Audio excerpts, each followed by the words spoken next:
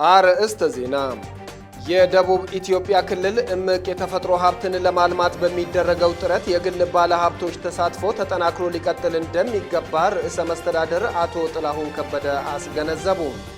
በዞኑ በበጀት ዓመቱ የመጀመሪያ ግማሽ ዓመት ከ15000 በላይ ዜጎች የሥራ ዕድል ተጠቃሚ መሆናቸውን የጋሞ ዞን ሥራና ክህሎት መምሪያ አስታወቀ። የሱዳን መንግስት ከ3 ዓመት ገደማ ጦርነት በኋላ ወደ ዋና ከተማዋ ካርቱም ተመለሰ።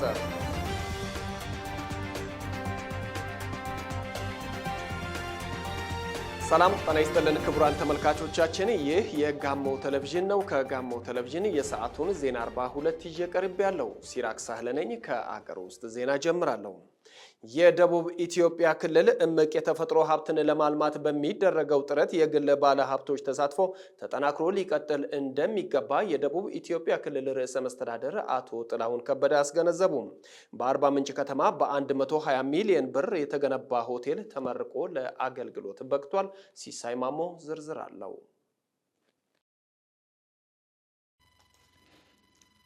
ርዕሰ መስተዳድሩ አቶ ጥላሁን ከበደ በወቅቱ እንዳሉት ክልሉ በርካታ የተፈጥሮ ጸጋዎች ባለቤት ነው። ባለፉት ዓመታት ሀብቱን በማልማት ረገድ በተከናወኑ ስራዎች የሚበረታቱ ውጤቶች ተገኝተዋል ብለዋል። የባለሀብቶችም ተሳትፎ የሚበረታታ መሆኑን ነው ርዕሰ መስተዳድሩ የሚያስረዱት። ይህም ሆኖም የክልሉን የተፈጥሮ ሀብት ማልማት ተጨማሪ ስራ ይጠይቃል ብለዋል አቶ ጥላሁን። ከክልሉ ከተሞች መካከል አርባ ምንጭ በተፈጥሮ ጸጋና በእንግዳ አቀባበል ባህል የታደለች መሆኗን ርዕሰ መስተዳድሩ ጠቅሰዋል። በቀጣይም በተለይም በሆቴል ዘርፍ የተሰማሩ ባለሀብቶች የአካባቢውን ድንቅ ባህል ልዩ ምልክት ማድረግ እንዳለባቸው አስገንዝበዋል። ለዚህም ባለሀብቶቹ ካላስፈላጊ ፉክክር ወጥተው ተባብረው እንዲሰሩ ነው ያመለከቱት። በገበታ ለትውልድ በከተማው እየተገነባ የሚገኘው ፕሮጀክት እየተጠናቀቀ እንደሚገኝም ጠቁመዋል። መሬት ወስደውም ግንባታ ያልጀመሩና ጀምረው ያልጨረሱ ሌሎች ባለሀብቶች ፈጥነው ለአገልግሎት ማብቃት እንዳለባቸው ነው አቶ ጥላሁን ያሳስቡት። በቅድሚያ አለምነህና የቲምወርቅን እንኳን ደስ ያላችሁ እላቸዋለሁ። ደቡብ ኢትዮጵያ ብዙ ጸጋ ያለው ክልል ነው። ይህንን ጸጋ ወደ ሀብት የመቀየር ብዙ ባለሀብቶች መጥተው ሰርተው እንዲቀይሩና ሌሎችም እንዲመጡ ለማድረግ ትልቁን ሚና የሚጫወተው የግሉ ባለሀብት ነው እና የግሉ ባለሀብቶች ዛሬ እዚህ የተገኛችሁ የንግዱ ማህበረሰብ መስተንግዷችን ምን መሆን አለበት? ምን ይጎለዋል? ምን እንጨምር?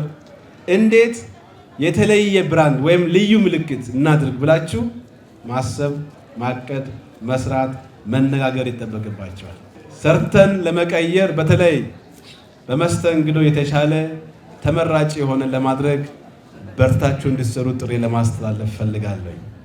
የክልሉ መንግስት ከእናንተ ጎን ሁሌ እንደሚሰለፍና እንደሚደግፍ በዚህ ቃል እየገባሁኝ የጋሞ ዞን ዋና አስተዳዳሪ ዶክተር ደምሴ አድማሱ በበኩላቸውም በአርባ ምንጭ ከተማ የቱሪዝም መዳረሻዎችን ለማስፋት እየተሰራ ነው ብለዋል። የግሉ ባለሀብትም የድርሻውን እየተወጣ ነው ያሉት ዋና አስተዳዳሪውም በዕለቱ የተመረቀው ሆቴል ማሳያ እንደሆነ አመልክተዋል። በዞኑ የሚገኙ ሌሎች ከተሞችን ለማልማት በሚደረገው ጥረት የባለሀብቶች ተሳትፎ እንዲጠናከር ነው ዶክተር ደምሴ ጠየቁት። በከተማችን ያሉ የቱሪስት መዳረሻዎች የቱሪስት መስህቦቻችን ውስን በመሆናቸው ይህን የሚመጣውን የቱሪስት መዳረሻዎችን ከማልማት አንጻር በጋሞ ዞንም በአርባ ምንጭ ከተማ አስተዳደርም መስህቦችን ከማልማት መዳረሻዎችን ከማልማት በርካታ ስራዎችን እየሰራን እንገኛለን። የግሉ ሴክተር የግሉ ባለሀብት የሚያደርገው ሚናም ደግሞ ተጠቃሽ ነው። ዛሬም የዚህ አካል የሆነው የማሙሽ ሆቴል በከተማችን እንዲሁም በሴቻ ከተማ ምልክት ማሳያ የሚሆን ህንፃ ገንብቷል። ዞናችን 7 ከተማ አስተዳደሮች አሉ።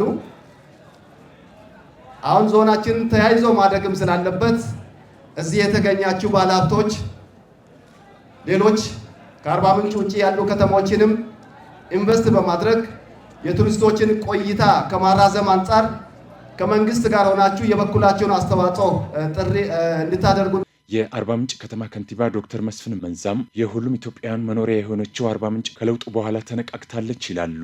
አያይዘውም በከተማው አዲስ ፕሮጀክቶችን የጀመሩ ባለሀብቶች በጊዜ በማጠናቀቅ ለከተማው ተጨማሪ ውበትና ሀብት እንዲሆኑ ከንቲባው አስገንዝበዋል።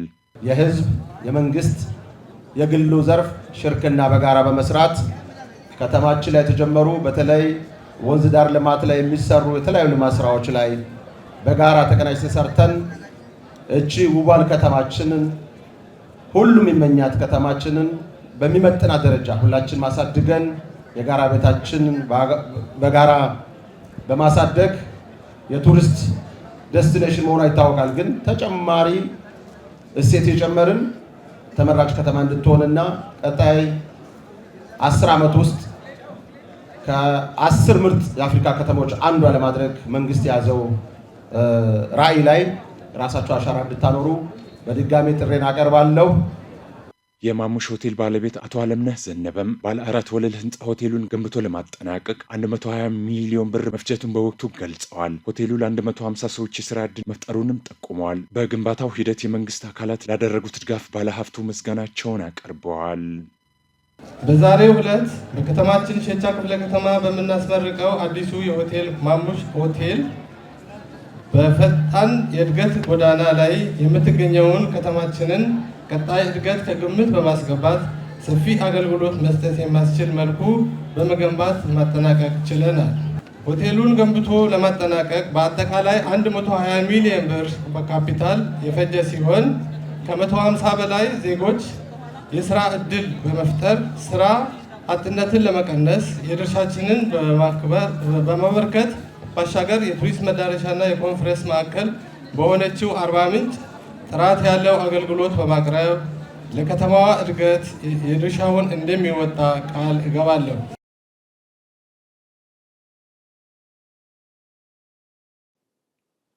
በዞኑ በበጀት ዓመቱ የመጀመሪያ ግማሽ ዓመት ከ15000 በላይ ዜጎች የስራ ዕድል ተጠቃሚ መሆናቸውን የጋሞ ዞን ስራና ክህሎት መምሪያ አስታወቀ። የፌዴራልና የደቡብ ኢትዮጵያ ክልል የስራ ኃላፊዎች በጋሞ ዞንና በአርባ ምንጭ ከተማ በዘርፉ የተከናወኑ ስራዎችን ጎብኝተዋል። የተበሬ ቴማን ዘገባ ይመኙሻል ዮሴፍ እንደሚከተለው ታቀርበዋለች።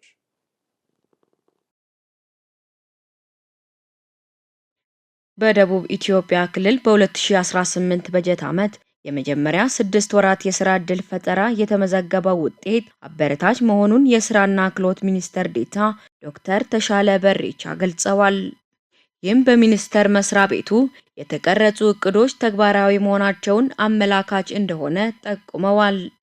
በኢፌድሪ ስራና ክህሎት ሚኒስቴር ስራና ክህሎት ሱፐርቪዥን ቡድን መሪ አቶ ይታሰብ ስዩም እንደገለጹት ክልሉ ወጣቶችን በማህበር በማደራጀትና የቴክኒክና ሙያ ተቋማትና ኢንተርፕራይዞችን በዲጂታል ቴክኖሎጂ በማዘመን ረገድ የጀመራቸው ስራዎች ለኢኮኖሚ እድገቱ ትልቅ አቅም መሆናቸውን አብራርተዋል።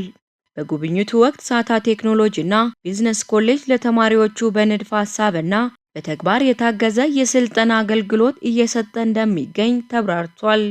በአማካይ በየዓመቱ ወደ 3.5 ሚሊዮን ዜጎች ዘላቂ የስራ ዕድል እየተፈጠረላቸው ነው ማለት ነው። ስለዚህ በዚህ ሚኒስቴር መስሪያ ቤት አስተባባሪነት መንግስትም ለዘርፉ በሰጠው ትኩረት አማካኝነት ነው።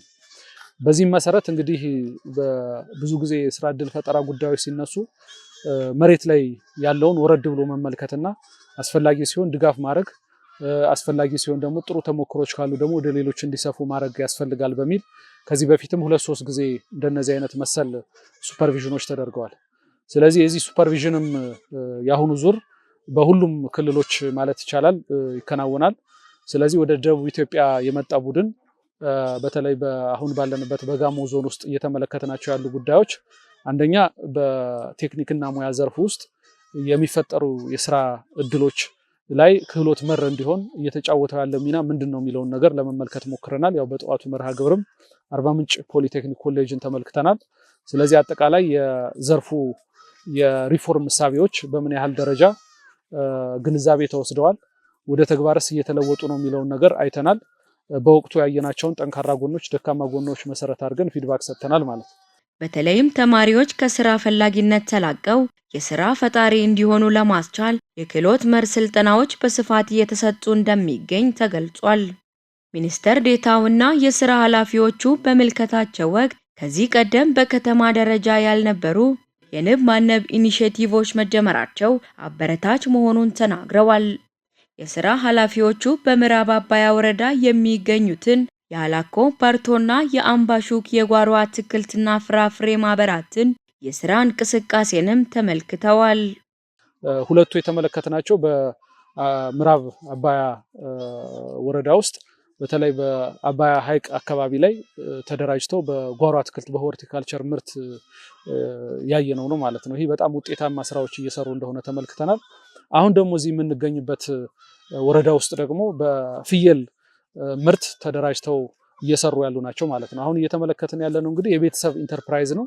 የቤተሰብ ኢንተርፕራይዝ እንግዲህ በዓለም ዙሪያም ትላልቅ ስም ያላቸው ብራንዶች በሁሉም ዘርፍ ማለት ይቻላል የቤተሰብ ቢዝነሶች ናቸው። ስለዚህ የቤተሰብ ቢዝነስ መንግስትም ያበረታታዋል። ለምንድን ነው ቢዝነሶች ተጀምረው ዘላቂ ሆነው ከልጅ ልጅ እየተላለፉ የሚሄዱበት፣ እንደዚሁም ወጣቱ ጀነሬሽን ደግሞ ቫልዩ እየጨመረ እውቀት ክህሎት እየጨመረበት የሚሄድበትና በጣም ውጤታማ የሚሆንበት ስለሚፈጥር መንግስት በዚህ ዙሪያ በጣም ልዩ ትኩረት አድርጎ እየሰራ ነው። የጋሞ ዞን ምክትል አስተዳዳሪና የስራና ክህሎት መምሪያ ኃላፊ አቶ ሀኪም ያየለ እንደገለጹት በተያዘው በጀት ዓመት የመጀመሪያ አጋማሽ በዞኑ ከ15000 በላይ ለሚሆኑ ዜጎች የስራ ዕድል መፍጠር ተችሏል። ወጣቱን ይበልጥ ተጠቃሚ ለማድረግ በትኩረት እየተሰራ እንደሚገኝ ገልጸዋል። ያው እንደ ዞን እና ወደ 58000 በላይ የሚሆኑ ስራ ፈላጊዎችን ለመለየት አቅደናል። ካቀድነው 57104 የሚሆኑ ስራ ፈላጊዎችን ለይተናል በየመዋቅሩ ማለት ነው። የእቅዳችን 98% አካባቢ። ከዚህ ውስጥ ደግሞ በግማሽ ዓመት ውስጥ በተለይ ዋና እና ትኩረት የምናደርገው በቋሚ ስራ ስምሪት ውስጥ እናሳትፋለን ብለን የለየነው ወደ 18576 አካባቢ ሰው ለይተናል በቋሚ ስራ ለማሰማራት። ከዚህ ውስጥ ደግሞ ባለፉት 6 ወራት ውስጥ ወደ 15373 የሚሆኑ የእቅዳችን 82 የግማሽ ዓመቱ የእቅዳችን 82% የሚሆነውን በቋሚ ስራ ለማሰማራት ሞክረናል ማለት ነው። ይሄን ስንል ደግሞ ቋሚ ስራ የተሰማሩበት መንገዶች የተለያዩ ዘርፎች ላይ በተለይ በግብርናና ግብርና ነክ የሆኑ ጉዳዮች ላይ በተለይ በጓሮ አትክልት፣ በሰብል ልማት፣ ይሄ ደግሞ በእንስሳት እርባታ ዘርፎች ላይ ተሰማርቶ ነው። በዚህ ከዛም አልፎ ደግሞ በተለያዩ መልኩ ደግሞ በኢንቨስትመንት ማሳዎች ላይ በቋሚነት የተቀጠሩ በመንግስት ተቋማት ላይ የተቀጠሩ እነዚህን አንድ ላይ ስንደምር በዚህ ደረጃ ባለፈው ስራ ዕድል ለመፍጠር ሞክረናል ማለት ነው። በማህበር ተደራጅተው በመስራት ራሳቸውንና ቤተሰቦቻቸውን የቀየሩ መሆኑን የገለጹት የስራ ዕድል ተጠቃሚዎች ናቸው። የመንግስት ድጋፍ ተጠናክሮ መቀጠል አለበትም ብለዋል።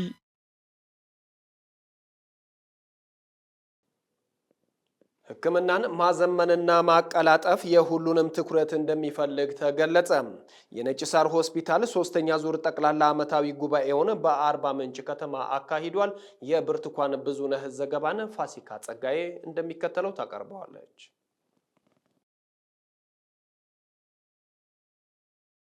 የሕክምና አገልግሎቱን ማዘመንና ተደራሽነቱን ይበልጥ ለማቀላጠፍ የሁሉንም ትኩረት እንደሚፈልግ የነጭ ሳር ሆስፒታል የቦርድ ሰብሳቢ ዶክተር ዋኖ ዋሊሎ ገለጹ። የሆስፒታሉ የቦርዱ ሰብሳቢ በወቅቱ እንዳሉት ሆስፒታሉ በአሁን ሰዓት 16 ስፔሻሊስት ሐኪሞችንና 51 የተለያዩ ባለሙያዎችን በመያዝ አገልግሎት እየሰጠ እንደሚገኝ ተናግረዋል። በዚህም በሀገሪቱ የጤና ክፍተቶችን ከመሙላት አኳያ የድርሻውን እየተወጣ ይገኛል ሲሉ ሰብሳቢው ገልጸዋል። የነጭ ሳር ሆስፒታል ከተቋቋመ ዛሬ 3ኛ ዓመት ነው።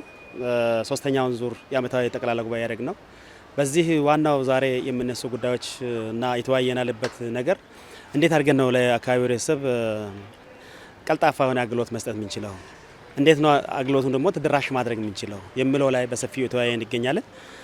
በተለይ የነጭ ሳር ሆስፒታል አርባ ምንጭ ላይ የተቋቋመበት ዋናው ዓላማ በአሁኑ ሰዓት አገራችን ላይ ያለው የጤናው ዘርፍ ወይም ጤና ኢንዱስትሪ ላይ ያለው ክፍተት እንዴት ነው ማሟላት የሚችለው በሚለው ጉዳይ ላይ ታይቶ ነው ይሄ ነጭ ሳር ሆስፒታል ተቋቋመበት። መንግስት በርካታ የሆኑ ሆስፒታሎች አለ ይገነባል፣ በርካታ ነገሮችን ያደርጋል። ስለዚህ ያም ሆኖ ደግሞ ውስንነቶች አሉ።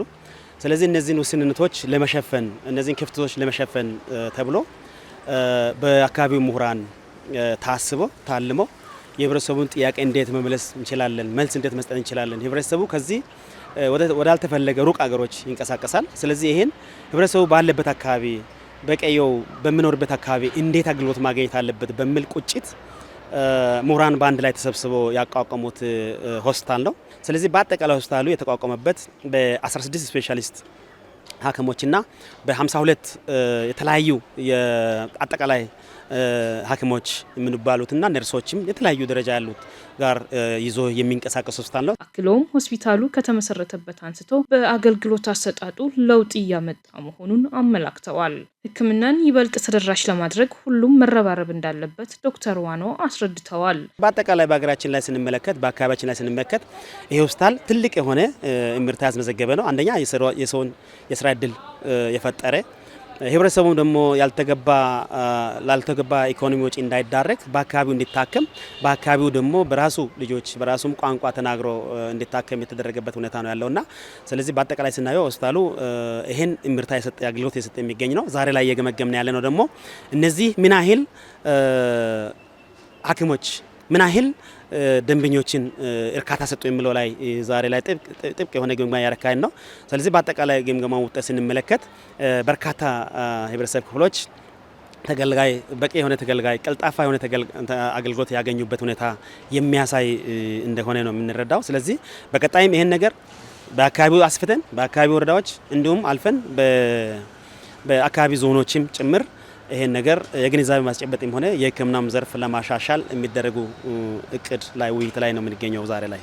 በሆስፒታሉ ባለፉት 2 ዓመታት የተሰራ ሪፖርት በሆስፒታሉ በቢዝነስ አማካሪ በዶክተር ወንዶሰን ጀረነ ቀርቧል። በሆስፒታሉ እቅድ አፈጻጸም ጥልቅ ውይይት በማድረግ ጠንካራ ጎኖችን የማስቀጠልና ክፍተቶችን የሚያርሙ ሀሳቦችንና ጥያቄዎች ተነስቶ ከሚመለከታቸው አካላት ምላሽ ተሰጥቷል። አንዳንድ ተሳታፊዎች እንዳሉት ሆስፒታሉ በተለያዩ በጤና ዘርፍ ለህብረተሰቡ ቀልጣፋ አገልግሎቶችን እየሰጠ እንደሚገኝ አመላክተዋል። ከመጀመሪያው አንስቶ ያው ስለ ድርጅታችን ሳይንሳዊ በሆነ መንገድ ሂሳብ ሳይንሳዊ ትንተና ብዙ ነገሮችን ያለንበትን ደረጃ እንድናይ ያደረገን ጥናት ቀርቧል። በጣም ደስ የሚል አመርቂ ውጤት ላይ እንዳለን የሚያሳይ ነው። ስለ አገልግሎት ዘርፉ በተመለከተ አገልግሎት ዘርፋችን ያው በሕክምናው ዘርፍ ተኝቶ ሕክምና አለን፣ ተመላላሽ ሕክምና አለን፣ እንዲሁም ደግሞ የመድኃኒት ሕክምና አለን ማለት ነው። ተኝቶ ሕክምና ኦልሞስት በሕክምናው ዘርፍ ኦልሞስት የማንሰጣቸው ሰርቪሶች የሉም። የህፃናት ተኝቶም አውት ፔሸንትም አለን፣ የአዋቂዎችም አለን። ቀዶ ጥገና ኦልሞስት የማይሰጥበት ዘርፍ የለም። አጠቃላይ ቀዶ ጥገና አለ። በሰብ ስፔሻሊቲ ሐኪሞችም የምንሰጣቸው ብዙ ሰርቪሶች አሉ። ለምሳሌ የመጀመሪያው የአጥንት ሰብ ስፔሻሊቲ አለን፣ ፕላስቲክ ሰርጀሪ አለ፣ ኒውሮ ሰርጀሪ ወይም የአንጎል እና የነርቭ ሰርጀሪዎች አሉን።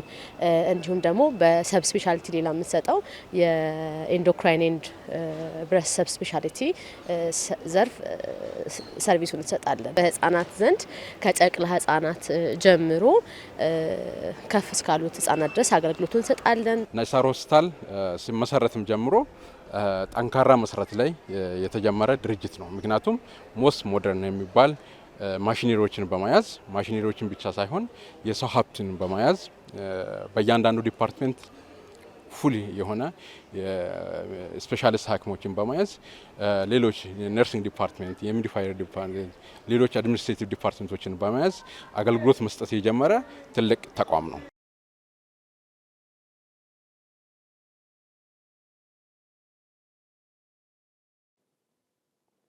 የኢትዮጵያ ሐዋርያዊት ቤተ ክርስቲያን ከመንፈሳዊ አገልግሎት በተጨማሪ በበጎ ተግባራት በንቃት እየተሳተፈች መሆኑን ገለጸች።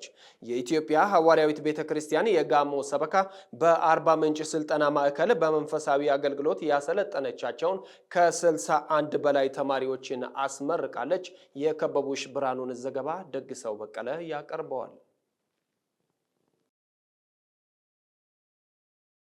የኢትዮጵያ ሐዋርያዊት ቤተ ክርስቲያን የጋሞ ሰበካ በአርባ ምንጭ ስልጠና ማዕከል በመንፈሳዊ አገልግሎት ያሰለጠናቸውን ከ61 ተማሪዎችን አስመርቋል። ሰልጣኞቹ የቤተ ክርስቲያኒቱን አስተምሮ የቀለም ትምህርት በንድፈ ሐሳብ እንዲሁም በተግባር ወስደው ያጠናቀቁ መሆናቸው ተገልጿል። የኢትዮጵያ ሐዋርያዊት ቤተ ክርስቲያን በመላው የሀገሪቱ ክፍል ሰላምን ከማስጠበቅና የአብሮነት መስተጋብርን በማጉላት ረገድ ከፍተኛ አስተዋጽኦ እያበረከተች መሆኑን የገለጹት የደቡብ ኢትዮጵያ ክልል ሐዋርያዊት ቤተ ክርስቲያን ስራ አስፈጻሚ ቢሾፕ ብርሃኑ ጁጁጎ ናቸው። ደቡብ ሰበካ በጋሞ ቅርንጫፍ ሰበካ እና በዙሪያ የተማሩ በላቀ ሰርቲፊኬት ደረጃ 20 ሰልጣኞች፣ በመሰረታዊ ሰርቲፊኬት ደረጃ 28 አገልጋዮች እንዲሁም ደግሞ በእውቅና ደረጃ 13 በአጠቃላይ ወደ 61 የሚደርሱ አገልጋዮች ለተከታታይ ዓመታት በሞጁላር መልክና በርቀት ትምህርት የተማሩ አገልጋዮች ብዙ መስዋዕትነት በቤተ ክርስቲያን የከፈሉ በስነ ምግባር የታነጹ የቤተ ክርስቲያንን ዶክትሪን ጠንቅቆ ያወቁ በዛሬው በዚህ ጉባኤ መክፈቻ ላይ 61 አገልጋዮች ተመርቋል። መንግስት በሰላምና በልማት ላይ በአንድነት ላይ ከክቡር ጠቅላይ ሚኒስትራችን ጀምሮ አጠንክሮ ልማት እንዲመጣ ሰላም እንዲመጣ አንድ እንሁን እንደመር ስለሚሉ ተደምረን አንድ ሆነን በዘር በጎሳ በምንም አንዱ ባንዱ ላይ አንዱ አንዱን ሳይተች ተያይዘን ተዳምረን ብንጓዝ ትልቅ ለውጥ ይመጣልና ለሰላም ቅድሚያ ስጡ፣ ለልማት ተነሱ፣ አንድ ሁኑ ብዬ ጥሪዬን በዚህ አጋጣሚ ያቀርባል። የጋሞ ሰበካ ሐዋርያዊት ቤተክርስቲያን አስተዳደር ቢሾፕ ከበደ ጋሻው በበኩላቸውም ቤተክርስቲያኒቷ ከመንፈሳዊ አገልግሎት ባሻገር ሀገር ተረካቢ ትውልድ በማፍራት ረገድ የጎላ አስተዋጽኦ እያበረከተች ትገኛለች ብለዋል። ከተመራቂዎች መካከል ቄስ እስከዳር አበበ ከስልጠናው ለመንፈሳዊ አገልግሎትና ለማህበራዊ መስተጋብር ብቁ የሚያደርጋቸውን ትምህርት ማግኘታቸውን አስረድተዋል። ትምህርቱ ትውልድን የሚያነጽ ትውልድን ደግሞ እግዚአብሔርን የሚፈራ አድርጎ የማነጽና የማስተማር እንደገና በእግዚአብሔር ስርዓትና ሕግ እየፈሩ እንዲኖሩ የሚያደርግ ትምህርት ነው የወሰድነው። በላቀ ዲፕሎማ ዲግሪ ሰላምን በማስጠበቅ ደረጃ እኛ ለሀገራችን፣ ለሕዝባችን፣ ለምድራችን የምንጸልይ ለመንግስት የምንጸልይ መንግስት በሚሰጠን ስርዓትና በምድራዊ ሕግ የምንወጣ የምንገባ ለሀገራችን ሰላም የምንጸልይ ነን። በምረቃ መርሃ ግብሩ የተለያዩ ሃይማኖታዊ ስነ ስርዓቶችም ተካሂደዋል። ዘገባው የባልደረባችን የከበቡሽ ብርሃኑ ነው። የኮሪደር ልማት ስራው የስራ ዕድል መፍጠርን ጨምሮ ዘርፈ ብዙ ጥቅም እየሰጠ መሆኑን የጎፋ ዞን የሳውላ ከተማ አስተዳደር ነዋሪዎች ገለጹ። በከተማ አስተዳደሩ ከ1 ኪሎ ሜትር በላይ የኮሪደር ልማት ስራ እየተከናወነ መሆኑን የገለጸው የሳውላ ከተማ አስተዳደር ስራው ተጠናክሮ እንደሚቀጥል አስታውቋል። ተጨማሪ አለን።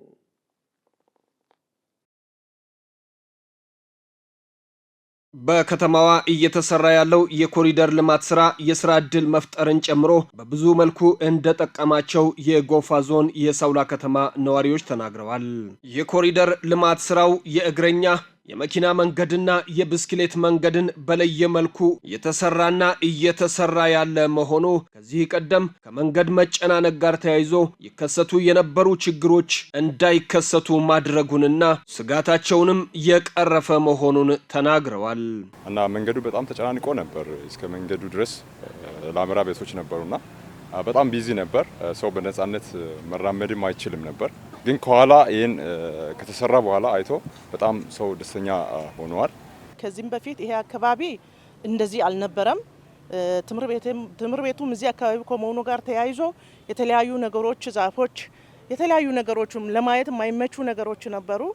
አንደኛ አሁን ይሄ ኮሪደር ተሰርቶ ልጆቻችን መዋያ ቦታ ከዚህ በፊት ከሚያጡት ለማንበብም ለመዝናናትም እዚህ መጥተው ማረፊያ ሆኗል። ለማየትም ደስ ብሏል። አካባቢውም ከየትም ሰው ሲመጣ ለማየትም ደስ የሚል ገጽታ ፈጥሮልናል ለከተማችን የሚል እምነት አለኝ። ይህ ኮሪደር ልማት ስራም የሳውላ ከተማን አንድ ደረጃ ከፍ ያደረገና የሳውላ ከተማን ገጽታ የቀየረ ፕሮጀክት ነው። ከዚህ በፊት ያልነበረም ብዙ ወጣቶች፣ አባቶች፣ ልጆች ሁሉም ወጥተው መዝናኑበት እና ከስራ ወጥተውም ትርፍ ሰዓታቸውን ያሳልፉበት ቦታ አልነበረም። ነገር ግን ይሄ ኮሪደር ልማት ከተሰራ በኋላ ብዙ ሰዎች ወጥተው የተዝናኑ እየተጫወቱ ሳይ በጣም ደስ ይለኛል። ምክንያቱም የከተማችን ገጽታ አንድ ስቴፕ የቀየረና ለከተማችን ትልቅ እድገት ለውጥ ያመጣ ነው። እየተሰሩ ያሉ ስራዎች ከተማዋን ውብና ለነዋሪዎች ምቹ ከማድረግም በላይ ተጨማሪ የእረፍት ጊዜ ማግኛ ስፍራና እንደዚሁም የስራ ዕድል የፈጠሩ በመሆናቸው ጠቀሜታው የጎላ መሆኑን በመረዳት ከመንግስት ጎን በመሆን እያደረጉ ያሉትን ድጋፍ አጠናክረው እንደሚቀጥሉ ተናግረዋል። በርካታ ጥቅሞችን አምጥቷል ኮሪደር ልማት። አንደኛ ከዚህ በፊት ወጣቱም ሆነ ሌሎች የከተማው ነዋሪዎች እንደፈለጉ ወጥቶ ወክ ከ10 ሰዓት ከ11 ሰዓት በኋላ ወክ የሚያደርጉበት ቦታ አልነበረም። አሁን ግን ከዛ በኋላ ኮሪደር ልማት ከተሰራ በኋላ ስናይ ማታ ከ10 ሰዓት በኋላ ኦልሞስት ይሄ መንገድ ይዘጋል ማለት ይቻላል። በጣም ቢዚ ሰው ይዝናናል። ቤተሰቡን ይዞ ህፃናትን ይዞ ትላልቅ ሰዎች፣ ወጣቱ ልጆች ሁሉ በዚህ መስመር በጣም ቢዚ ሆኖ ሳያዩ በጣም ነው ደስ የሚለው እና ይሄ አንደኛ ጥቅም ነው። ሌላው ይሄ ኮሪደር ልማት ያስመጣው ምንድነው ኢቨን ለጉብኝት ከገጠር ሁሉ የሚመጡ እንትኖች አሉ እና እዚህ መጥተው አድሮ ምናምን ፎቶ እየተነሱ በዚህ አጋጣሚ እዚህ አካባቢ ላሉትም የገበያ እድልም እንደከፈቱ ብዬ ነው ማስበው። በኮሪደር ልማቱ ነዋሪውም ያለው ትውልዱም ሁሉ ተስፋ የጣለበት ጥሩ ጅማሮ ያለበት ነው። ከዚህ በፊት የከተማችን ገጽታ ስናይና አሁን ያለው ነገር ያለው ለውጥ ከፍተኛ ነው። ለምሳሌ ከዚህ ከፓርቲው ከመጣ ጀምሮ ያሉ ነገሮች የተሻሉ ነገሮች አሉ። ከዛም አልፎ አሁን ኮሪደሩን ስናይ የተጀማመሩ ነገሮች በጣም ጥሩ ነው። ቀጣይ ህዝቡን በማሳተፍ ጥሩ ስራ እንደሚሰራ ተስፋ እናደርጋለን። እንግዲህ ኮሪደር ልማት ላይ ስራ ላይ የተለያዩ ስናክ ሃውሶችን የሚባሉትን ጀምረናል። ይህም እንግዲህ እዛ ላይ የተለያዩ ስራ እድሎችን ይፈጥራል ብዬ አስባለሁ። የተለያዩ ዘመናዊ ምግቦችን፣ ፋስት ፉዶችን ምናምን እዛ ላይ ሲሰራ ያው ስራ እድልም ይፈጥራል። በተጨማሪ ደግሞ ይህ ኮሪደር ልማት ሲሰራ ለበርካታ ስራ አጦች ስራ እድል ፈጥረዋል እና በርካታዎች ሰራተኞች ያው የራሳቸውን አሻራ አሳልፈዋል እዚህ ኮሪደር ልማት ስራ ላይ። የሳውላ ከተማ አስተዳደር ከንቲባ ዶክተር ንጉሴ መኮንን ከተለያዩ ሚዲያዎች ለተውጣጡ ባለሙያዎች በሰጡት መግለጫ ከተማዋን ለነዋሪዎች ምቹና ማራኪ ለማድረግ መንግስት ግብ ጥሎ እየሰራ መሆኑን ጠቅሰው የሌማት ትሩፋት ስራዎችን ጨምሮ በኮሪደር ልማት ስራም ውጤቶች ተመዝግበዋል ብለዋል። በከተማ አስተዳደሩ ከ3 ኪሎ ሜትር በላይ ኮሪደርን ለማልማት ታቅዶ ከ1 ኪሎ ሜትር በላይ መልማቱን የገለጹት ከንቲባው የትራፊክ መጨናነቅ መቀነስን ጨምሮ የስራ ዕድልን በመፍጠር መነቃቃትን የፈጠረ በመሆኑ ተጠናክሮ እንደሚቀጥል አስረድተዋል። ከለውጡ ጊዜ ጀምሮ አንደኛው የለውጡ ትሩፋት የሆነ የኮንክሪት አስፋልት መንገድ ተጀምሮ እየተሰራ ነው ያለው። ያን ተከትሎ የጠቅላይ ሚኒስትር ዶክተር አብይ አህመድ ኢኒሼቲቭ የሆነውን የኮሪደር ልማት ስራ ተጀምሮ እየተሰራ ይገኛል። እስካሁን ድረስ 1 ኪሎ ሜትር የሚያክል የኮሪደር ልማት ተሰርቷል። እዛ ውስጥ ያሉ ሌሎች አንዳንድ ኮምፖነንቶች አሉ። የኮሪደር ልማት ውስጥ የቢስክሌት መንገድ አለ፣ የእግረኛ መንገድ አለ፣ የአይነ ስውራን መንገድ አለ። ይህ ኮሪደር ልማት ለወጣቱ የስራ እድል የመፍጠር ምቹ ሁኔታ አለው። የገቢ ምንጭ ይሆናል እና የመዝናኛና ለተለያዩ አገልግሎቶች ይሆናል። በውስጡ ሌሎች የስናክ ሃውሶች፣ የንግድ ቦታዎች አሉ። እዛ ንግድ ቦታዎች ላይ ለወጣቶች የስራ እድል ሰፊ የስራ እድል የመፍጠር አጋጣሚ አለው። በከተማዋ ውስጥ እየተሰራ ያለ የኮንክሪት አስፋልት መኖሩን አውስተው የኮሪደር ልማት ስራው ያለውን ዘርፈ ብዙ ጠቀሜታ ተረድቶ ህብረተሰቡ ከመንግስት ጋር ተባብሮ እየሰራ መሆኑንም አንስተዋል። ከተማውን ለነዋሪው ምቹ ከማድረግ አንጻር የኮሪደር ልማት ትልቅ ጠቀሜታ አለው። ኢኮኖሚያዊ ጠቀሜታ አለው። ኢኮኖሚያዊ ጠቀሜታው የስራ እድል ፈጠራ፣ ገቢ ምንጭ ይሆናል። ምክንያቱም እዛ የሚሰሩ ስናክ ሃውሶች አሉ። የስናክ ሃውሶች ላይ ወጣቱ ወደ ስራ ተሰማርቶ እዛ ጋር ይሰራል። እንደዚያውም ለመዝናኛም ያገለግላል፣ ይዝናኑበታል። እንደ ቱሪዝም አትራክሽንም ነው። ቢኮዝ ብዙ በውስጡ የተለያዩ እንደምታዩት አበባዎች አሉ። ዲች አለ። ዲቹ ላይ ከላይ የተሰራ አትክልት አለ፣ አበባ አለ። እነዛ ሁሉ ለመዝናኛም ለቱሪዝም አትራክሽንም ያገለግላል። መስፋት ይቀረዋል። በጣም ቢሰፋ በከተማው ቀጥታ ዋናው መንገድ ፊት ለፊት ላይ ከተሰራ ከውበትም ከገብም አንጻር ከፍተኛ ለውጥ ያመጣል። አሁን ያለው ብዙ ለውጥ አምጥቷል። ማህበረሰቡም በጣም ደስተኛ ነው በዚህ።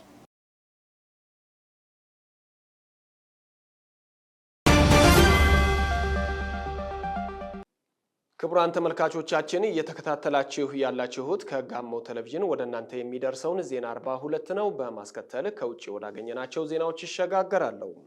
የሱዳን መንግስት ከ3 ዓመት ገደማ ጦርነት በኋላ ወደ ዋና ከተማዋ ካርቱም ተመለሰ። መቀመጫውን በፖርት ሱዳን አድርጎ የከረመው የሱዳን ወታደራዊ መንግስት ከ3 ዓመት ገደማ ጦርነት በኋላ ወደ ዋና ከተማዋ ካርቱም ተመልሷል። የሱዳን ጠቅላይ ሚኒስትር ካሚል ኢድሪስ እሁድ ዕለት ለጋዜጠኞች በሰጡት መግለጫ የተስፋው መንግስት በይፋ ወደ ካርቱም መመለሱን ገልጸዋል። በጦርነት ለተሰቃዩት የከተማዋ ነዋሪዎች የሚሰጡ አገልግሎቶችን ለማሻሻል ጥረት እንደሚጀመርም ተናግረዋል። በአገሪቱ ጦር የሚመራው መንግስት ካርቱምን ለቆ የወጣው በአውሮፓውያኑ 2023 የእርስ በርስ ጦርነት መፈንዳቱን ተከትሎ በሱዳን ፈጥኖ ደራሽ ኃይል በመገፋቱ ነበር። ሰራዊቱ ባለፈው መጋቢት ላይ ከተማዋን መልሶ መቆጣጠር ችሏል። ካርቱምም ለዓመታት ከቆየው ውጊያ እያገገመች ትገኛለች። የተባበሩት መንግስታት መረጃ እንደሚያሳየው ግጭቱ በበረታበት ወቅት 5 ሚሊዮን የሚጠጉ ሰዎች ከከተማዋ ተሰደዋል። ኢራን አሜሪካ ጥቃት የምትፈጽም ከሆነ የአጸፋ እርምጃ እንደምትወስድ አስጠነቀቀች። ዮሐንስ ባይሳ ተጨማሪ አለው። ሁለተኛ ሳምንት በተሻገረው ህዝባዊ ተቃውሞ እየተናወጠች ያለችው ኢራን በአሜሪካን ጥቃት የሚሰነዘርባት ከሆነ የአጸፋ እርምጃውን እንደምትወስድ አስጠነቀቀች። ተቃውሞን ለማስቆም እየሞከረ ያለው የሀገሪቱ መንግስት በወሰደው እርምጃ በመቶዎች የሚቆጠሩ ተቃዋሚዎች መገደላቸውን የቢቢሲ ምንጮችና ተሟጋች ቡድኖች ገልጸዋል። አንድ ምንጭ እዚህ ያለው ሁኔታ በጣም መጥፎ ነው ሲል እውለት ለቢቢሲ ተናግሯል። በርካታ ጓደኞቻችን ተገለዋል። ጥይት እየተኮሱም ነበር። ልክ እንደ ጦር ግንባር ነው። መንገዶች በደም ተሞልተዋል። አስክሬኖችን በጭነት መኪናዎች እየወሰዱ ነው ሲልም በሀገሪቱ ያለውን ሁኔታ ገልጿል።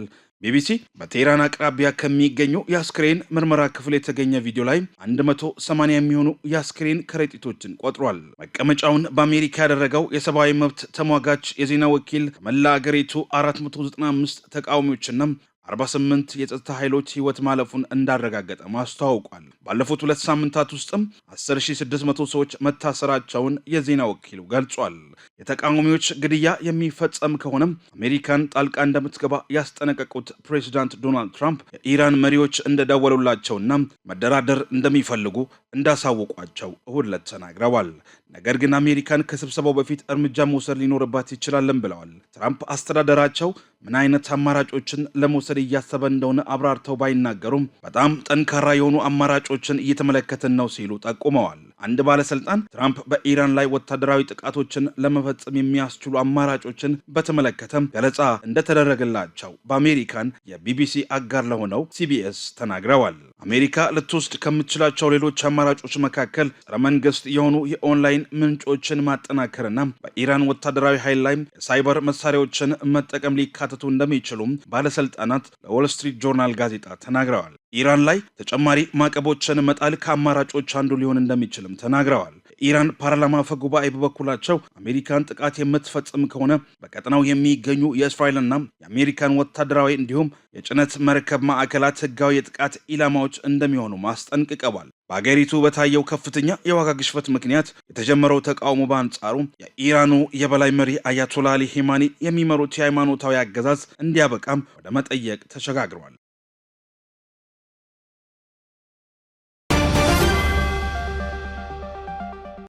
የደቡብ ኢትዮጵያ ክልል እምቅ የተፈጥሮ ሀብትን ለማልማት በሚደረገው ጥረት የግል ባለሀብቶች ተሳትፎ ተጠናክሮ ሊቀጥል እንደሚገባ ርዕሰ መስተዳድር አቶ ጥላሁን ከበደ አስገነዘቡ። ዞኑ በበጀት ዓመቱ የመጀመሪያ ግማሽ ዓመት ከ15000 በላይ ዜጎች የሥራ ዕድል ተጠቃሚ መሆናቸውን የጋሞ ዞን ሥራና ክህሎት መምሪያ አስታወቀ።